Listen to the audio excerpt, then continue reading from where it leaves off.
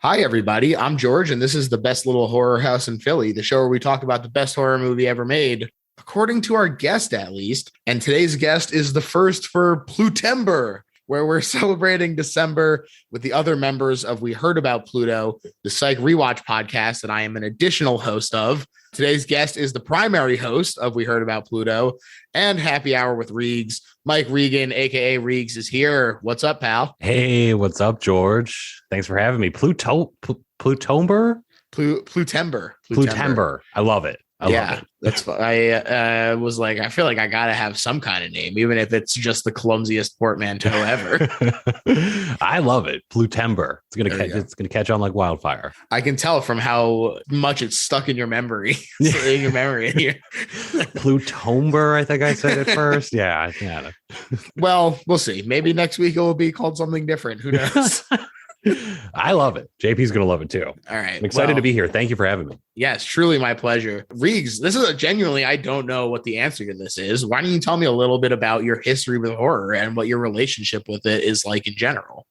Yeah, definitely. Not a huge, my relationship with horror films has escalated since I met my wife, my beautiful wife, who was huge into horror movies. Prior to then, like early, I would see all the classic ones, but I would never go out of my way to watch them. Like I remember as a kid watching, the Texas Chainsaw Massacre and Halloween, like the big ticket ones. Sure. But never really dug deep, really remained at a basic level. But since me and my wife got married or got together, I've, watched a lot more horror movies. And some of them are really good. They get a bad rap. I always it was never a genre I was super interested in, but over the past few years, it's been cool to watch some of the more, not necessarily low budget ones, but just, off the radar ones. I've really enjoyed the genre, like that. I'd say like the past 5 or 6 years. Yeah. Well, and now that we're hanging, you gotta believe that you're going to start getting more. Absolutely. This podcast has certainly helped. So the movie that we're talking about today picked a little bit of a goofy one. I'm curious about if you are usually into horror comedies or if this just happens to be one that does it for you, if there's some kind of relationship that you had with this movie. I do like the horror comedies. A lot of them can be, I don't know. I can't really name too many of them, but I think the few ones that I have seen or that I would remember, I've enjoyed. And this one is more of it scratches that nostalgic itch for me. Yeah, it was one of those things, when I was a little kid, I think this movie came out in 91. Mm-hmm. So I was, like 4 then, but probably was watching it when I was around 7 or 8 or something. And, when you're a kid, you watch the same thing like 50 million times without getting tired of it. This was one of those things for me. So hell yeah. Stuck in the back of the brain. When you asked me, I'm like, it popped. I wondered if you'd ever done this. And, it was a good excuse to watch it again. Hell yeah. Throwing it right back to childhood. Right. Yes, I definitely know the kind of thing you're talking about. When I was younger, I had to have 3 separate copies of The Lion King because I wore out the tape in different sections. Yeah. That's exactly right. Mine was Roger Rabbit was another big one. There you go. That's a good one too. Yeah. Wow. We ran out the tapes. Kids today will never know what it's like. They'll never know. You can't wear out the digital file. Right. You're gonna run out of ones and zeros. Oh my God. We never thought this would happen. We are out of zeros. We have a few ones left, but no zeros. Sure. Well, patrons can see that you're currently existing in the matrix right now. So plenty of ones and zeros around you. You're stocking up. I'm flushed with them. I knew this was coming. The movie we're talking about today is Ernest Scared Stupid. As you say, came out in 1991 and directed by John Cherry III. Very fancy name. Mm-hmm. And there's not a ton of production information about this movie for a couple of reasons. First off is just that it is a fairly low budget movie that was the 4th in line of a series. And, sometimes there's just not a lot of information about what's going on behind the scenes because they have it kind of just down to a science at that point. But also part of the reason is just because of the very interesting history of Ernest, the character. Mm-hmm. And right, his origins are not at all what I expected them to be. But before we get to that, I'm curious. So this movie is one that you watched over and over again.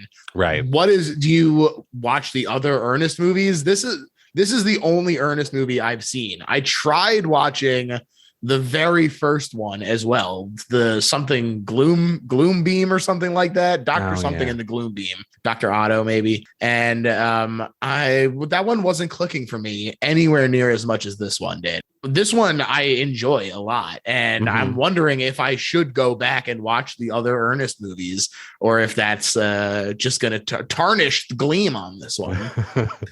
I don't know.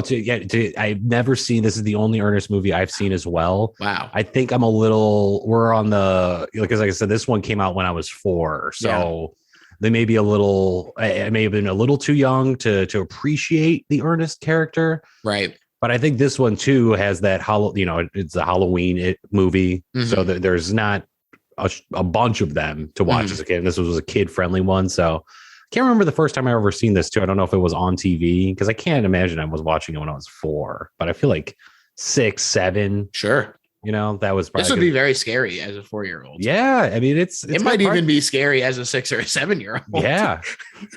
I remember parts of it were really scary, like the well, I mean, we'll get into it, but yeah, it's still definitely, as an adult, I was scared out of my wits. That was going to be my surprise when we got to it, is that I was still very frightened of this movie. But damn, I blew it. Sorry. Yeah, our story begins in Nashville, 1980. Ad agency Carden and Cherry developed the Ernest character to function as a salesperson for local clients, although it did eventually include some national brands too. And Ernest himself, played with aplomb by Jim Varney, a local stand-up at the time, was based on a man who used to work for John Cherry's father, who, quote, thought that he knew everything, but didn't know anything. We all know a guy like that. That's something that he was really trying to tap into too, is that everybody knows an Ernest, whether he's related to you or lives on your block or something. You all know someone who thinks they know everything and don't actually know jack diddly. No, few people. I won't ask if I'm one. But the first Ernest ad was for an appearance by the Dallas Cowboys cheerleaders at a Kentucky theme park. And Jim Varney had already done a commercial for Cherry as Sergeant Glory. Fun name. But the theme park was in such disrepair that they didn't want to actually show it. And they figured that this fast-talking, direct-to-camera approach would help them avoid doing that. And it did. And it became a huge hit and launched a fairly unique entity, which is a mascot without like a corporate home. This is such a fascinating thing to me, especially as someone who used to, well, I guess I'd still technically work in advertising, but not the way that I used to. And so it's very interesting to me to have this kind of like floating mascot, right? Who's just like, hey, this week I like Jim Bob's Chevys. Like, oh, okay, Ernest. Yeah, a freelance mascot. Yeah, it's interesting. It's unique. It's unlike any other trajectory any other character's been through. I think starting as a commercial mascot, then moving on to movies. I don't know. Seems like there might be something. We're getting a Count Chocula movie, I think, aren't we? Oh, that's right. Ernest and Count Chocula. Yeah. Look, that is storied history right there. What company that is. Right, exactly. Rarefied air. I also think that it's interesting that he's supposed to like kind of be annoying. Yeah. This is something that is kind of a interesting approach of creating this like purposely abrasive character who is so self-assured that you kind of just can't help but like him anyway. The confidence with which he just kind of floats through life, even in the commercials. I went back and I watched a handful of these older commercials. Oh, wow. And, he's talking to Vern, and Vern is like pushing him off the roof. Like he like went up on a ladder and Vern pushed him off. And I said, Vern, you can't be doing that, Vern. What are you doing, Vern? You know what I mean? That's what he says all the time.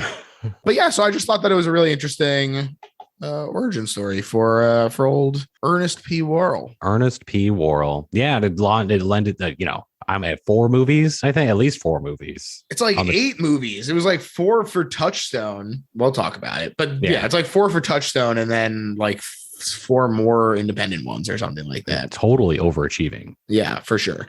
And when I say that these commercials were a huge hit, I really mean it. It's like estimated that he did as many as 6,000 local commercials. Oh my God. Yeah. And he had a 20,000 member strong fan club before his first movie. That's at a insane. time, right? That is insane. And it's at a time when fan clubs wasn't just like hitting like on a Facebook page. Like you had to really be invested in a fan club. You had to be dedicated. Yeah, it was exactly. It's way different back then. That's nuts. 20,000 people. Right. That's like if you and I started a zine dedicated to the Six Flags dancing guy. Well, that was my big announcement for the end of the show. The zines are coming back. The zines are coming back, folks. Now, this popularity became a bit of a blessing and a curse for Jim, who did ultimately have greater ambitions for his acting than Ernest.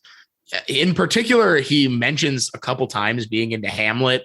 I watched a news story as well where they were talking about the way that Jim Varney feels about Ernest, and he talks about how he likes Hamlet, but he doesn't talk about it too much because he feels like the cliche of the depressed clown, like, oh, doctor, I am Ernest Liacci. But the audience grew and the commercials went nationwide. And so he was like, well, it's hard to be like, oh, this success sucks, even though he felt a little trapped by it. You know, he said, well, this was an interesting quote from him, I thought, where he said it's as hard to escape as it is to break into. That is interesting. Yeah. And I mean, it was just almost immediately typecast as Ernest. Like, couldn't do anything else. Right. And suddenly Disney came a knocking. Yep. The house as they of always mouse. do. They always do. Now, they wanted to produce a bunch of movies under the Touchstone production arm. And for a while, it worked. The movies got roasted by critics, but they were financial successes, especially considering how cheaply they were made. And this was the case for Ernest Scared Stupid as well, the 4th and final Touchstone Ernest movie. Even though it was still a profitable movie, making $14 million on its $9.5 million budget, Disney decided it wasn't enough and they pulled the plug. Although it, like I said, did continue independently for another handful before ultimately there was one direct-to-video one, I believe, that they were just like, all right, we're done with this now. Yeah, we're putting it out to pasture. That's when it hits the direct-to-video. That's the final straw. Right. And reception for this one, like I said, was bad. Best Little Horror House in Philly villain, Roger Ebert, making his reappearance on the show. He hated it. I watched their discussion, though. I watched him and Siskel talk about it, and it was only 2 minutes because they really got right to the point. Wow. And Siskel was even harsher on it this time. It's insane to me. It's a kid's movie. Exactly. And they were like, look, maybe if I was 7, I would like it, but at 45, I found it boring. And it's like, yeah, no shit. Of course you did. Siskel. Look, you're on thin ice, Sisk. You're on watch. But we're here to set the record straight, and this is indeed the best horror movie ever made. It certainly is. It certainly is the best horror movie ever made. It's a kid's movie as well, you know. So if you're watching it when you first watch it when you are a kid, it's hands down. It's scary. It's got everything. Sure. This is exactly the kind of thing where, not to put the cart before the horse here, but I talked about it with the Paranorman episode as well, which is also a kid's movie, where there is an element of accessibility being part of the best, where if it's not something that everyone can get into, I can easily fathom an argument where people say there is no way that Martyrs could be the best horror movie ever made because people can't make it through it. Like it's so abrasive of a movie that if people can't sit through it to get the message, then might be a failure of the message. Right. This is obviously not trying to communicate a message, but I do think that the idea, well, maybe it's even thrown a little bit of messaging in there for kids. There's a little message, for kids. Yeah, for kids. But I think what I'm trying to say is that the fact that this is a kids movie means that it more people can come to it and partake in the experience. So I think that there's a little bit of joking around and tongue in cheek when we're talking about this as the best, but I do genuinely believe that for the right audience that this genuinely is. I agree, and I'm curious because I wasn't aware enough back then when it came out, but like how this movie was marketed, if it was marketed as a kids movie or just happens to be a kids movie, and how the Ernest movies were supposed to be. Were they supposed to be like for kids, or because like the slapstick kind of like the Bowery Boys style? Yeah, they got a lot of comparisons to that. My impression is that it was aimed at kids, but that he did have adult fans. I think Touchstone is aimed a little older usually, right? Kind of like the young adult kind of stuff. But I don't know. Maybe that's what they were aiming for, was like kind of teens who might still, or young adults who might still like that slapstick. I don't know. Well, it reached its target audience in me when I watched it, which is why it's the best one ever made. There you go. Need you say more. Right. We're going to take a quick break, but we'll be right back to the show. Whoa, an ad. Don't freak out. Just wanted to let everybody know about the cool posters we now have for the best little horror house in Philly, a horror house party, and everyone was invited. Friend of the pod and incredible artist A.T. Pratt, who you may remember from the Eraserhead or You Are a Shark episodes, put together an amazing poster with at least one reference to every movie we've covered as the best on this podcast. You can check them out at littlehorrorphl.com/shop, but also patrons can get a 15% off coupon, which is basically the cost of the month of Patreon. So, that's an option too. I think the posters are rad as hell. Check them out, see how many you can name. And now back to the show. To get into the actual movie, great intro. Oh, it's just Jim Varney making silly faces and reacting to public domain horror with a banger theme song playing. Yeah. I could watch a whole movie of just that. I thought when I was watching this, I'm like, man, this is a really long intro, but I did really enjoy it. The song is awesome. Took me right back. Finally, the credits do run out and a girl runs in with the notation of Missouri long ago. A troll is chasing her, next in line of several children that he transformed to feed on their energy. But he gets trapped by the townsfolk, including Phineas Worrell, a village elder who looks suspiciously like Jim Varney. As they seal the troll under the oak tree, the troll curses Phineas, saying that he'll get out with the help of one of his bloodline and victory will be his. And there's a secondary part of this curse, which I'll touch on briefly, but it turns out that this is a story being told by a little girl giving a report on the history of the town. Definitely not bull, because she read it in a book. It's in a book. That's all it takes. And she continues on when prompted by the teacher to say that the curse also made Phineas's descendants get dumber and dumber, which then, of course, prompts the garbage truck zooming around outside and the cut to our main man, Ernie P. Worrell himself. Ern. It's a very specific curse. Yeah. Like there's a lot involved. There's a lot of layers to this curse, which makes it pretty fun. It's a funny premise so far. I agree. I also think that it's fun to have this explanation. Right. There's on some level, I can just be like, well, he's just a dumbass. I get it. But to for them to be like, look, okay, it was actually a curse. And that's why he's so fucking stupid. Okay, great. I'm in. Yeah. You feel bad for him now. Yeah. Ernest is, like I said, he's a sanitation engineer, but more than that, he's a man of destiny, a ruler of refuse, a man who has taken dominion over his environment, a brilliant innovator in the fertile field of recycling, the czar of jars, the baron of bottles, the duke of dust. He's also got a great dog named Rimshot. Rimshot. Great name for a dog, too. Definitely. Rimshot, played by Barkley, who was got his start in Ernest Goes to Jail, but did pick up 5 non-Ernest credits as well. Wow. Good for you, Barkley. Yeah, that's great. You have a whole IMDb page. That's the rules. Yeah. Look, I always love to give credit to the animal actors when I'm able. Oh, absolutely. So, Barkley, take your place among the stars. Ernest gets trapped in the back of his truck and crushed into a block of trash, which is funny that like there's an extended sequence of him like trying to get out. And then like the dog maybe like, oh, is the dog going to get him out? And then the kids show up and you're like, oh, the kids are going to get him out. And then he just still is like crushed into the garbage. Yeah, it still didn't work out. And just that in that scene, it's already pretty scary scene. He's trapped. He's going to get crushed. Like he sacrifices a baby. Right. And but still, the professional that Jim Varney is as Ernest has time for a little bit before he's almost about to get crushed to death. And so true. Does a little bit with the towel and then puts. It's pretty dark. It's pretty dark and pretty funny. Yeah. And the people who release him are the girl who was giving the report and her friend. Their names are Elizabeth and Joey.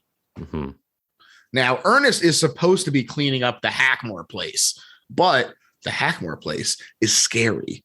So he doesn't want to do that. Spooky. Yeah, there's all kinds of like metal art and stuff in the yard. And when he knocks, he immediately turns to leave, but not before Eartha Kitt can emerge as Old Lady Hackmore. Absolutely incredible. Eartha Kitt, unparalleled. What a friggin' career. You might know her as the singer of Santa Baby. You might know her as Catwoman. You might know her as friggin' Yzma from Emperor's New Groove. But she's also Old Lady Hackmore. Old Lady Hackmore. Killing it. Killing the game in this. Crushes it. Fun costume, fun voice she's doing. It's kind of like a proto Yzma voice that she's doing here. I love like the steampunk aesthetic to her little getup and her place. It's not like anything from like it's not what I was expecting. Because I forgot a lot about this movie because it's been several years, probably about 25 years since I've seen it. And yeah, I was not the typical like crazy old lady getup. Yeah, and she's more lucid than you might expect, and she's like, there's no trash here. It's just expressions of the soul. And you're like, oh, I don't know what that means. Yeah. And she realizes who he is and starts screaming about the curse, and so he says that he'll come back. Seems like everyone in town knows who he is too, which is also pretty interesting. Just being that it's a small enough town where he's the only garbage man, I assume. Yeah, I guess. Hurricane Ernest flying through. That's right. Now, Kenny and Elizabeth are in the haunted house that they constructed along with their pal Joey when the school bullies, who also happen to be the mayor's sons and the possessor of a sick mullet. Oh my God, that mullet. That party in the back, it's unparalleled. He's partying all over the place. Let's be real. A lot of business up top, but yeah, that party in the back is just very high. Oh my God. Crazy. It's just a wonderful haircut. It's great so funny. casting. Great casting. So funny. And he and his brother demolished this haunted house, I guess. Yeah. It's okay. It's a haunted house. Sure, kids. Sure, whatever. Yeah. Whatever you say. Kenny goes to talk to Ernest. There is some brown face in this scene. Not great. Unfortunate, but it's in there. It moves past it pretty quick, thankfully. But yeah, just don't do that next time. Yeah, comedians. If they ever remake this movie, that part needs to definitely be cut. Sure, but basically, the moral of the story was that they should make a treehouse instead. Yes, and so with the help of Ernest, they find a tree to make sure that they have the high ground if the bullies come back. But Ernest, in his wisdom, picks the exact tree the friggin' troll is buried under. Real quick, during that exchange, though, the Ottoman Empire and what was it, Botswana? Well, yeah, maybe Botswanians. That was just the whole exchange. It was just very strange to me and kind of insane. I don't know. It's just very funny. I really enjoyed. What was it? Was it Botswana? Yeah, it was. Yeah, Ottoman Empire and Botswana. That's the kind of like how that's the kind of thing that makes me think like I guess that's for the adults. Yeah, but it's another thing that lasted for a few minutes where he kept. It's not like he just referenced it once. It was the whole thing. Right. Yeah. He's jumping around between like 6 different characters in this, and all of them are doing jokes that I think are like just for adults. Mm-hmm. Now they I thought that was very funny that Ernest is like, oh, like the journey of 1,000 miles begins with a single step. A treehouse begins with a single nail. And then he immediately misses when he swings the first time. So funny. And they do not talk about it. He just keeps swinging. But it was just a very funny bit that I noticed. A bird also shits in his eyes. Of course. Of course. And old lady Hackmore senses this disturbance and she comes by and she's pissed. Pissed when she sees the treehouse. She tells them to flee this evil ground. Get out of here. Good warning. Yeah. And I guess this is her property still, is the implication that I understood. That's what they seem to be worried about, but they're just like, I mean, classic Ernest, right? You know, kind of being he might just be dumb. Yeah, he's just being a little bit of a dumbass here. Yeah, where he's misunderstanding the warning. Right, and he goes after her to apologize, which is when the bullies emerge, having tracked them down. They're really persistent bullies. Yeah. Don't you have other kids to bully? They were like, we fucking hated that report you did earlier. Fucking nerd. You gotta groom my mullet. The kids do fend off the bullies, though, thanks to a pizza flinger and a dog food launcher that leaves these kids messily stomping away. Real great weapons. Of course, we all wish we had a pizza flinger. That makes me think that, like, oh, kids wrote this. Like, there was a child director for like flinging whole pizzas. Yeah, it's just like a normal pizza too. I think. Right. They were just like, throw the sausage and pepperoni one, and it's like she's just carrying a whole cooked pizza. Yeah, no box. Right, just in case. Just in multiple case of them. The bullies show up. They cooked multiple pizzas for this. Well, maybe they were going to have a pizza party to celebrate the housewarming, even tree house warming. Yes, treehouse warming. That's called a fire. It's called an uncontrolled fire. Right. Only you can prevent treehouse warmings. But the bullies messily stomp away and the trio celebrates with a triple high five. Well executed. How many takes do you think that took for them to execute that triple high five so perfectly? More than one, for sure. Absolutely. My estimate is probably more like 15. Yeah. They kept it's hard to execute in real life. Yeah, for sure it's hard. And if you're just a little punk kid and you're just like, I'm gonna be in the movies, me and Ernest are gonna be big stars. It's impossible to execute. At one they did interview that one kid and he was like talking like that, said that. Yeah. It's like, yeah. He was like, the biggest time that we had to spend was practicing the triple high five. Why is he talking like that? It's like, golly gee whiz, mister. It's like it's 1991. It's like normal. That's another thing too, is they make a lot of John Wayne references like the kids do. Was that I don't know, but was like, I feel like that's even John Wayne's, like, he's old for 1991. I don't know though. So, yeah. Like 8-year-olds making John Wayne references. Right. That one, the kid goes like, no need to thank me, little lady, just typical hero business. And it's like, who taught you that? Right. Like, where did you hear that from? Enough to like make it a reference. Yeah.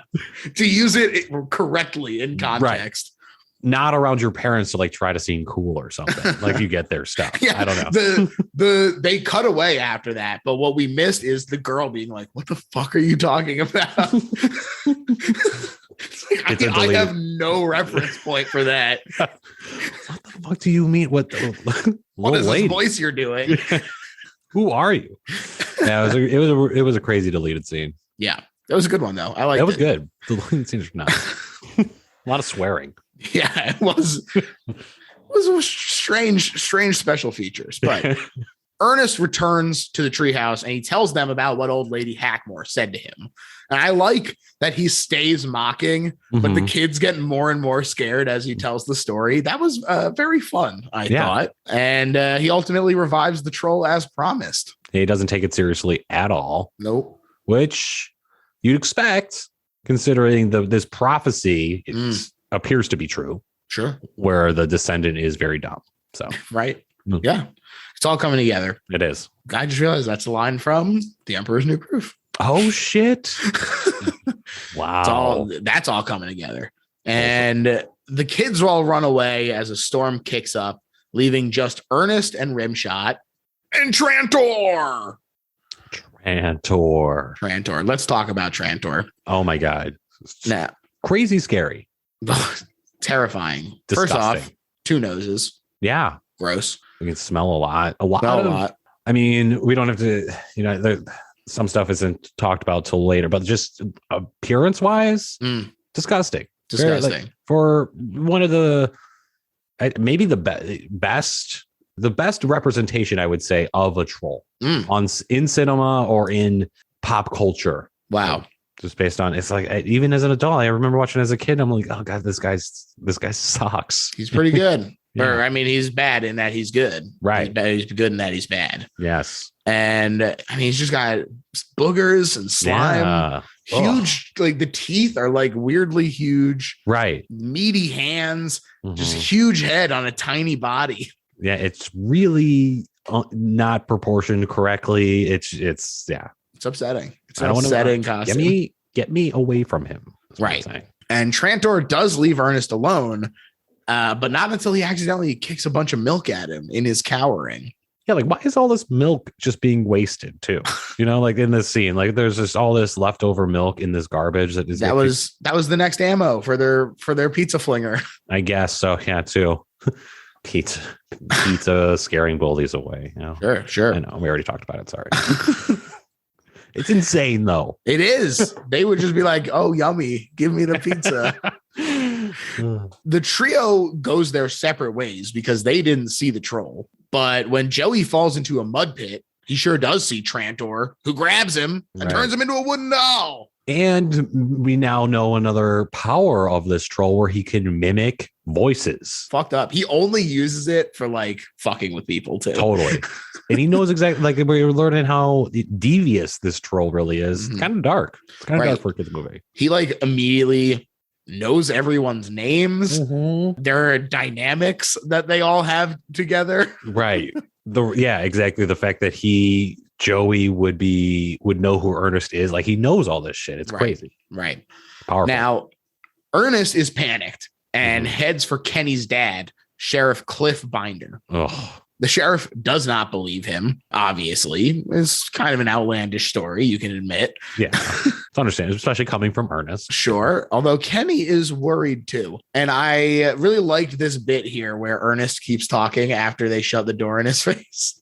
Yeah. He's just out there for like a minute talking still. It's a funny movie. Always has time for a bit. That's right. Now, Trantor starts growing some troll seeds while Ernest goes to tell Hackmore. She's unsurprised and pulls out the book with the prophecy. It says, "From the innocence of 5, an evil army shall arise when blossoms shower down like rain. My dark kingdom will come again. There is one who can stop me if he will dare, with the heart of a child and a mother's care." And this is right next to a picture of a cow with glow lines. It's very funny to me how hard they're laying the groundwork for the milk stuff. Like I understand it's aimed at kids, so you need to like beat them over the head with it. But like him kicking the milk away and this picture of the cow here, the chocolate milk in the convenience store or whatever. Right. But also I did think it was interesting that Ernest literally asks, "Are there any more pictures in the book?" Because she shows him the picture of Trantor and he goes, "That's the guy." And then they never actually look at this picture of the cow, but Ernest literally goes, "Are there any more pictures?" And Hackmore ignores him.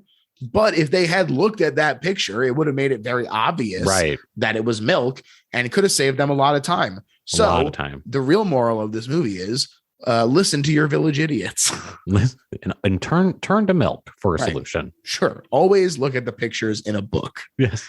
That's the real lesson. The best part of the book. Yes. Comic books. That's the best of both worlds. Totally. She declares him to be the great redneck hope, the lone troll fighter. He takes this responsibility on his shoulders and he runs through the town screaming about the troll. He stocks up on anti-troll supplies. Oh my God, this scene. This scene is just delightful, but I also did a little math here. He purchases $1,749.98 worth of anti-troll supplies. Right. Plus tax. It's like, what kind of money does this guy have, first of all? Like, and doesn't bat an eye at the total. Right. Too. Doesn't bat an eye. Well, I mean, it's extreme times called extreme measures, I guess. Exactly. He'll pay anything. Right. Now, in 1991, Missouri, there was a 3% sales tax, which means that this purchase was actually $1,802.48, which in today's valuation is more like $3,660.40. Jesus Christ. Now, I also looked up the stats and found that the average salary for a garbage collector in Missouri is about $31,560 per year, which means that he spent a full 12% of his year's earnings on this one trip for anti-troll equipment. That's insane. That is quite the breakdown. And I guarantee the writers of this movie, probably kids like we've talked about, did not do that kind of math. Well, at the time, they didn't have to do all the conversions and stuff. They just went, this is what money is worth. It's a time of war, clearly, in this town. I also will say that this math is kind of skewed because they did overcharge him on the chalk, which he lifts it with one hand and then goes 50 pounds. The Tulip brothers. That's the guys that are the running the store. Great names. One of them doesn't talk. Classic Penn and Teller bit. Penn and Teller bit, yeah. It's around the same time. That makes sense. Sure. Now, the kids find the doll, but run away when they hear the troll. And he does chase, but they get into Old Lady Hackmore's place, and he gets distracted by a kid rolling by on a skateboard. They always said that it was dangerous. Didn't realize it was because trolls would find you.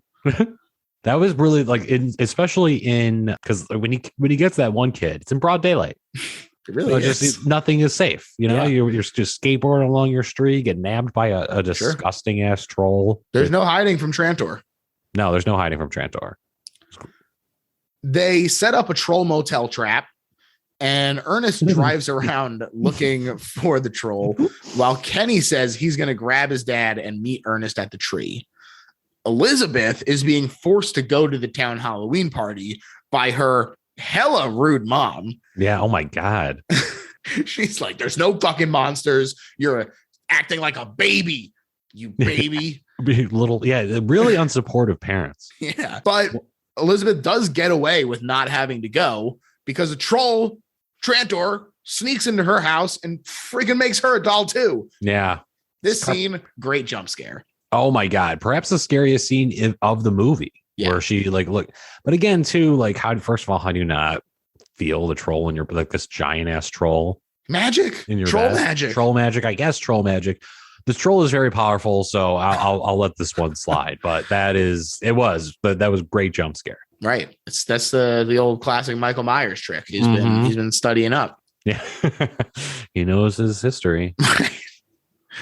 Meanwhile, Kenny gets scared by the bullies again, this time wearing troll masks. They run off when they see his mom, though. And Kenny goes off looking for his dad. And the troll gets one more of his friends. And again, I really like the troll mocking Kenny with Elizabeth's voice. Like, that's fucked up. Yeah.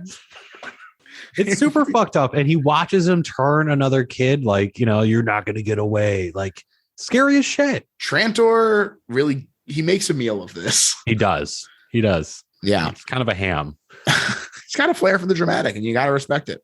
100%. He gets scared off by a milk truck, though, and Kenny makes his way to the police station finally to talk to his dad, who is also getting yelled at by the parents of the missing kids, plus a guy who is mad Ernest isn't picking up his trash. That's a funny trash guy.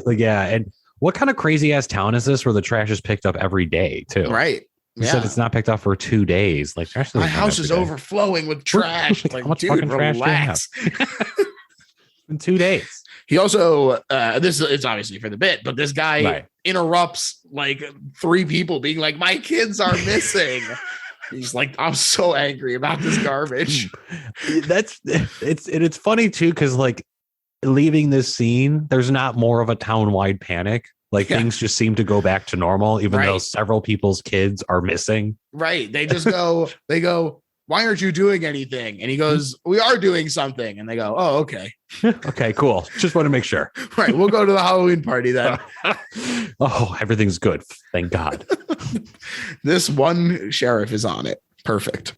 Sheriff sucks too. He does. Now the signals for the troll motel start going wild and Ernest is psyched. He goes back over to check it out and he brings it to Kenny's dad, who draws his gun ready to blow away this troll. It's just crazy to me. Like this guy's sorry, go ahead. It's just that's nuts. It's wild. And they open it up and it's funny because also the mayor is like, my sons are missing. Yeah. He just came in to say that. And then he's like, well, look at the troll, mayor. Won't that distract you from your missing children? And the mayor goes, I suppose so. And so they open it up and who stumbles out but the two bullies crying in their troll stew, saying, please, Daddy, Ernest is so mean. He trapped us. They say, heads will roll, won't they, Daddy? Is literally the quote. Wow. Yeah. I missed that part. I missed that line. That's classic mayor's kids, you know, couple of jackasses. Stinkers, a lot of them. Real stinkers. It's an unfortunate turn of events for Ernest, who loses his job. Fortunate turn of events for me, though, who hates these little kids. Yeah, it's good stock. Yeah, so it's fun for them to get stuck in the trash compactor. Now, Rimshot gets Ernest out of his depression, who is determined to still stop the troll. Meanwhile, old lady Hackmore is putting 4 wood dolls that look a lot like the trolls into a bag, the results of his last attempt. And this is kind of the implication here is that she is the like little girl at the beginning who is like comforted by her mother, who's like, we'll get them back. Yeah, don't worry. And it's like, is this supposed to be old lady Hackmore like 200 years ago? They never old lady Hackmore. They never draw because it seems like the flashback, like the first thing you see happened like so long ago that nobody in the current movie would be alive. Like it would just be something passed down, but it was several generations for Ernest's family. Yeah, that's what was implied. It said at first, but it does seem like that. They don't ever, I don't think, officially say it, but that's got to be it, right? Right. I think that Lady Hackmore, well, she talks also, first of all, she has this prophecy here. Right. But then also, she's like, I could handle a vampire or a werewolf or even a zombie. And so maybe she's a witch and she has preternaturally long life. That could be it too. They never call attention to. She should get her own. They should have done Lady Hackmore movie. Lady Hackmore Scared Stupid. Where is that? Where's that? Touchstone. Come on, Disney.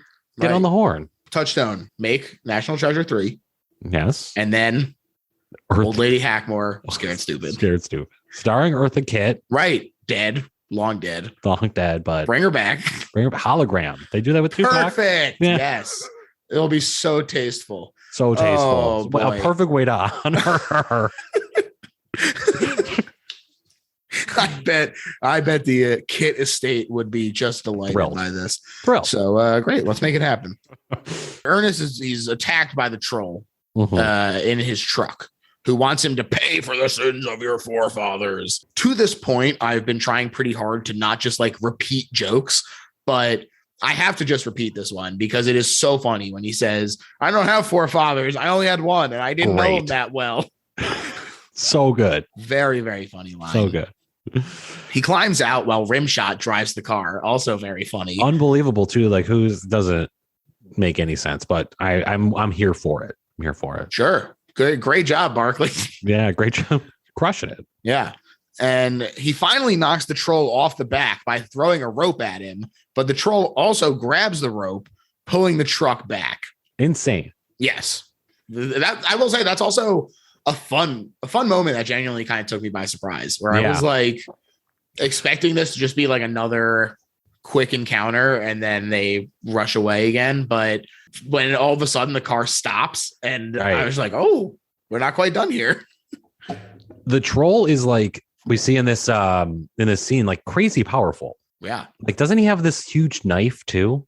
Yes. In this, like, where does he get that from? Like, that's just cutting through the roof of a Pulled it truck? out his troll butt. Yeah, I guess so. He starts stabbing through the ceiling. And it's at this moment that, through encouragement from Ernest, that Rimshot puts the truck in reverse. Mm-hmm. So not only can he drive, he can also understand and comprehend English. English, yeah. The wonder dog. Sure. And they drive right over the troll. Like, this whole sequence is just very funny to me. Yeah. I think it's really a great kind of path that this truck ride takes. It's a good fight scene. Yeah, good fight scene. Yeah. And the troll has vanished. That's scary. Yeah. They go to, he's like, he should be an oil stain on the road by now. It's like, oh. Nowhere to be found. Nowhere to be found until he jumps back onto the truck. Shit. And then uses like some sort of like frost breath, right? Or what is that? Like, he's got another power. Who even knows, man? Yeah. Troll magic. It's just, he's way overpowered. It's crazy. Yeah, he is. And Ernest gets trapped in a barrel, thrown over the side like it's friggin' Niagara Falls over here. Eventually making his way back to Old Lady Hackmore. Mm-hmm. That barrel, which is very funny. It is, yeah. And it's very funny also that he like lands there. And she like just has a giant can opener. Yeah, the jaws of life looks like. Yeah. And she's working on freeing him, but realizes that Trantor is going to go for the school party since he still needs a fifth child, and just abandons the can opening job, which is very funny as well. Right? Like, you just realized this. Kenny is dropped off there by his dad. And great gag when Ernest runs into the door and there's a big Dracula on the front with his hand up. Hold on. That really made me laugh. Great gag. Yeah. That's what I'm talking about too, with like this little stuff like that in this movie where it's like it's got its scares, but it has a little shit like that just makes you laugh real quick. Yeah. Yeah. Perfect. And Old Lady Hackmore realizes that unconditional love is the heart of a child referred to in the book after seeing a child aggressively apologize to her mom. Yeah, the mom sucks. Another like one, like just the child is being the one to apologize to you first. Like, right. What is happening here? This whole sequence is very strange. The kid's insane. Like, I hate you. And the mom is like, well, I don't think you're so great either. Right. Like, what fucking says that to their kid? It's very fucked up. And then the kid is like, Mommy, I'm sorry. I love you. It's so weird. It's so. I love you. I love you. I love you. The very mom bizarre. Is like, oh yeah, actually, I love you too. Old Lady Hackmore witnesses that. It's weird. It's like it's just it's very strange all around. I love you. Sorry, Mom. But things are disrupted by the troll attacking the party and taking the bully as the fifth doll.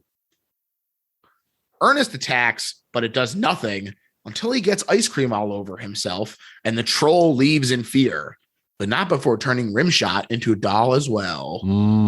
True evil. Sad. Now it's personal. Right. Now I'm like, this fucking Trantor motherfucker, get out of here. Get out of here. The kids, fine. Take the kids.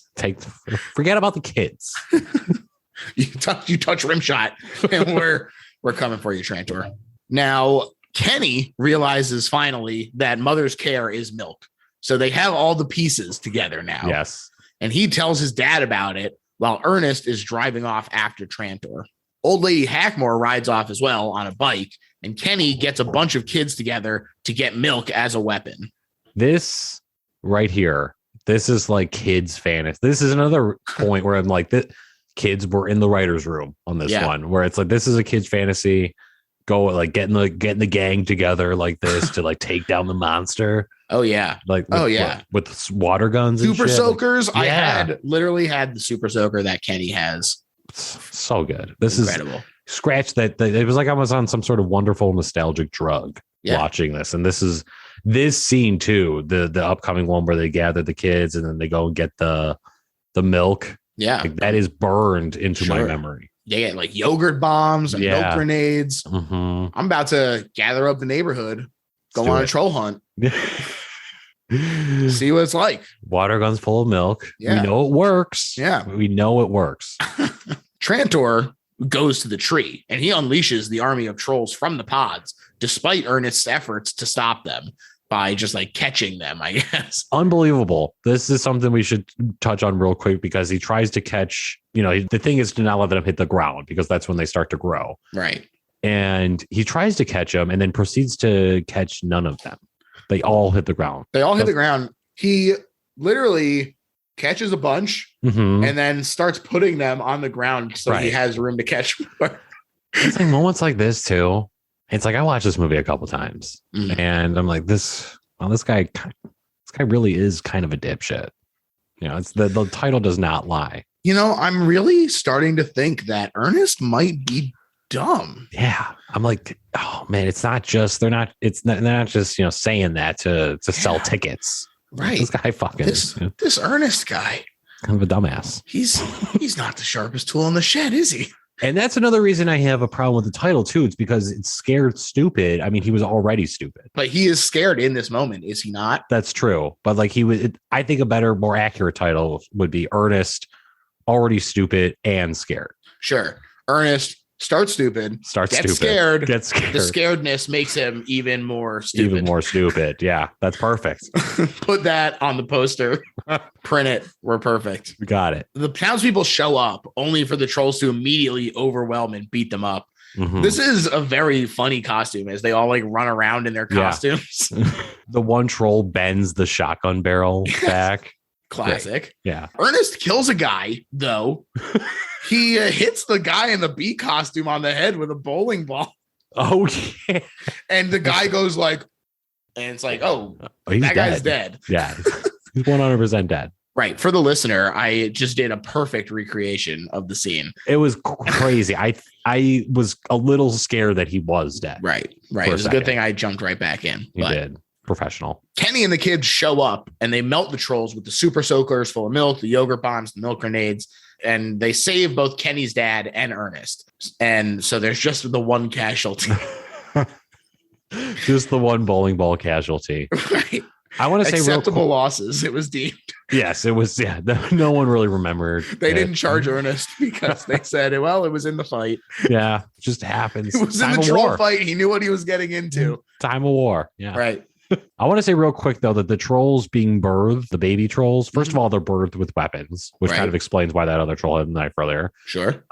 Second, I think it's responsible for my hatred and disgust of Brussels sprouts. Wow. From a young, like just kind of stuck in my mind because they do like them being birthed and everything growing up there look like disgusting ass Brussels sprouts. Sure. He even says, kids won't have to eat their Brussels sprouts anymore. They'll be too worried about the Brussels sprouts eating them. That's right.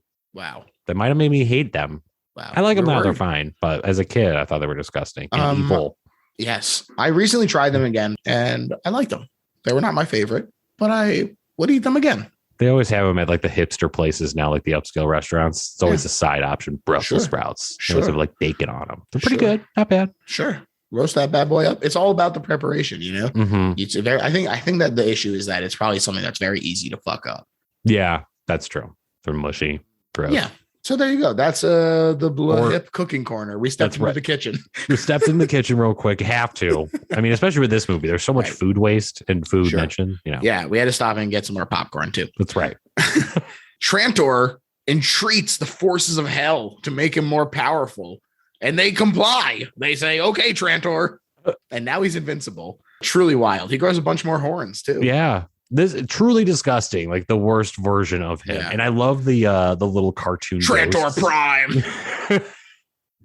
40 Trantor.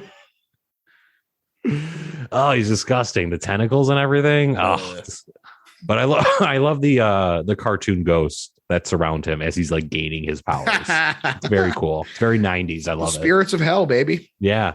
And the army is destroyed.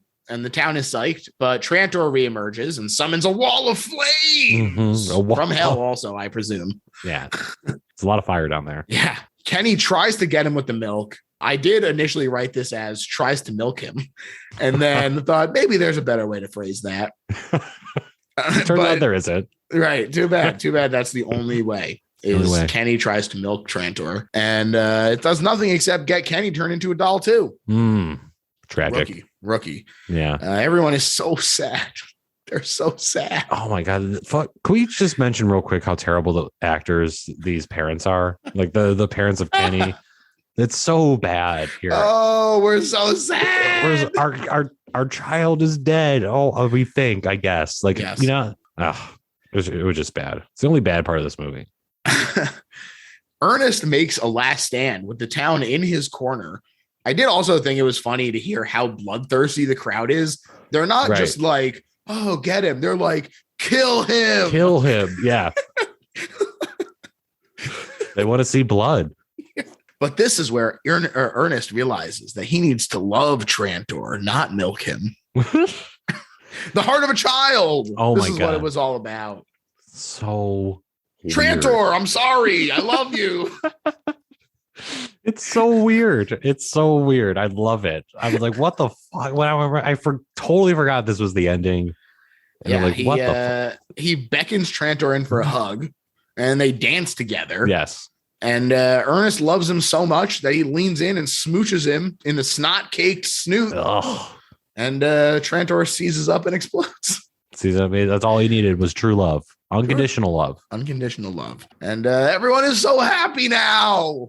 We're so happy. The town is saved. The kids are back. Yes. And everyone is psyched.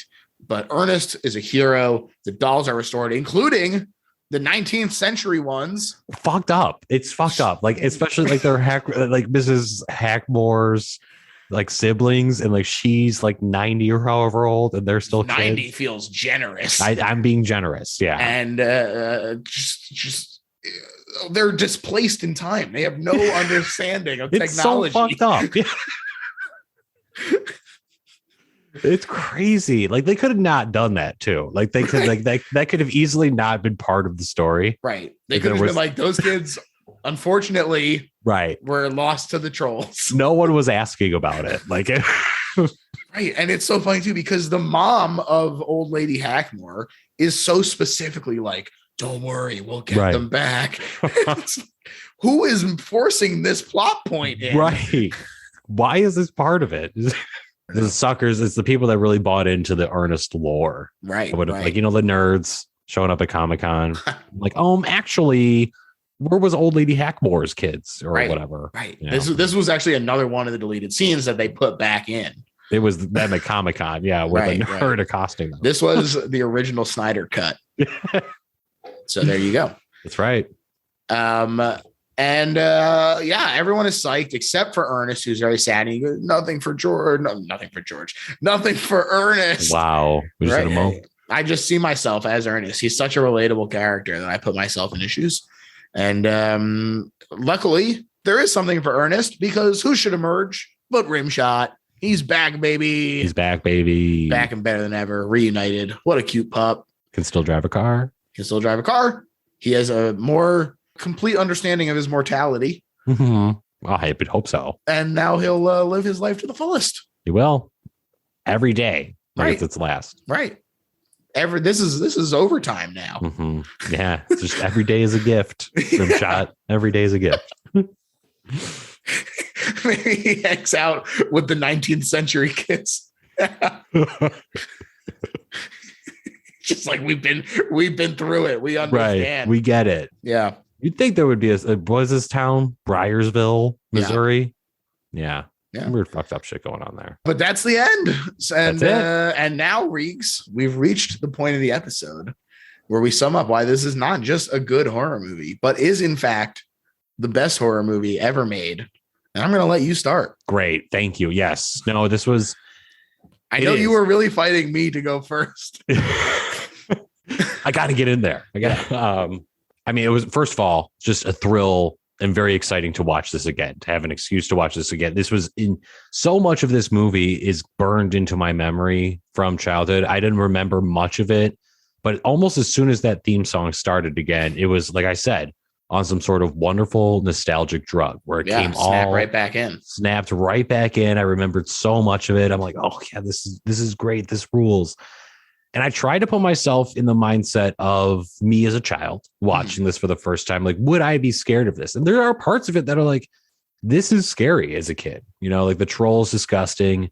There's some good jump scares, like we said. It's funny too. The Ernest characters, I think it's almost out of place here in a little bit, like the Ernest characters, because it doesn't really add anything, but it's very funny, and that's what makes the movie very funny. Yeah, but it's just great. It's great. It's one of the few good horror comedies that are out there, especially for something like kids and adults can appreciate it too. We just watched it and appreciate it. Sure. It's great. It rakes in so much of a large audience. I love it. Yeah. And hits all 4 quadrants, baby. All 4 quadrants. And the milk scene where they're going through this grocery store, like that's another dream, riding your bike through the grocery store and then just grabbing like as much shit as you can into the cart. Yeah. Awesome. Supermarket sweep. Super cool. It was always a dream as a kid. I loved it. It scratched every nostalgic itch I had wanting to watch this movie. And yeah, the best. I totally agree. To me, this is the best horror movie ever made because it is perfect family fare. Mm-hmm. I think that there is so much for everyone to enjoy. I think that, first of all, we don't have that much like good slapstick. No. And I think that Jim Varney is very funny, and that this is basically just like a showcase for Jim Varney and a gross troll costume. Right. And like, that's really all I need is one guy doing some goofs and a gross costume to look at.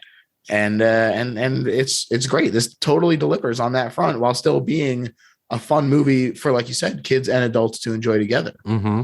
Absolutely. Yeah. I think it's just a hoot. It's a wonder Jim Varney, like as Ernest, because around this time, with like Jim Carrey's like slapstick kind of humor, like that was very popular in the early and mid 90s. Sure. Just so it's weird that this kind of faded, like this character kind of just faded away into obscurity.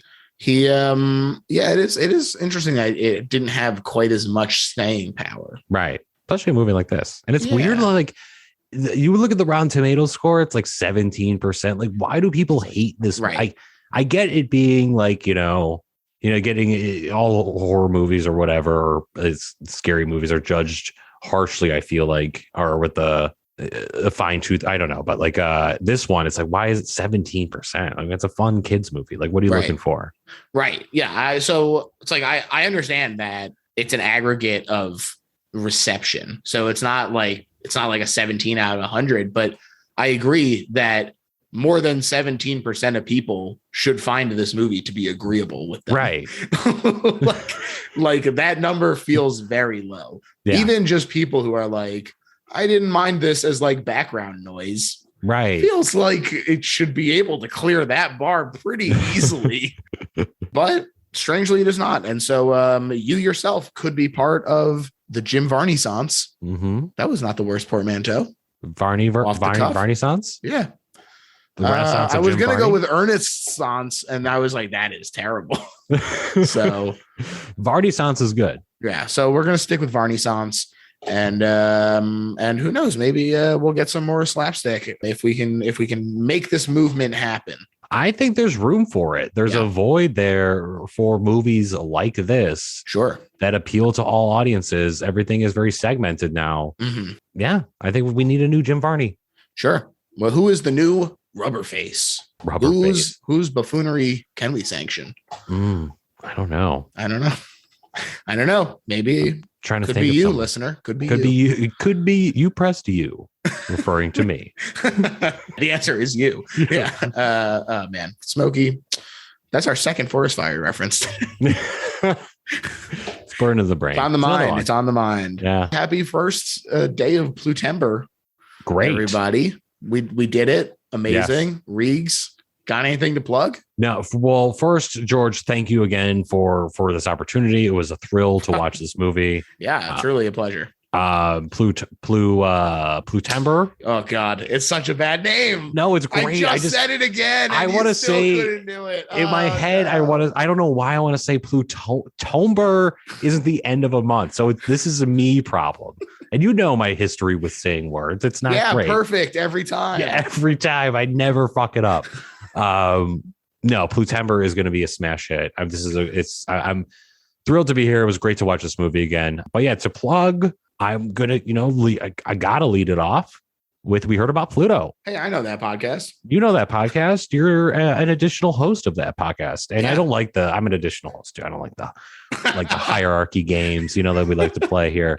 All right, we'll leave it on that show. Yeah, we got to leave it there. But it's a great podcast about Psych. Great TV show. We all love it. You should listen to it.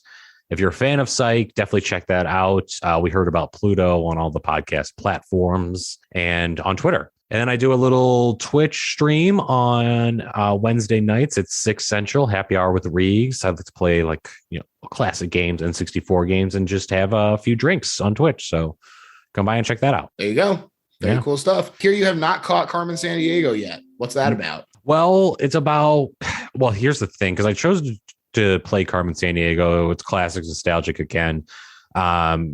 Haven't ever caught her. I'm really bad with geography, which is kind of key to that game. Oh, no. You know what I mean? That is pretty important for that game. Key. So she's my white whale. I will catch her one day. That's the happy hour with Reeks promise. There you go. Tune in. Maybe you'll see it when it happens. Maybe you will. It'll be history. Awesome. Yeah. As far as my plugs, Little Horror PHL on Twitter.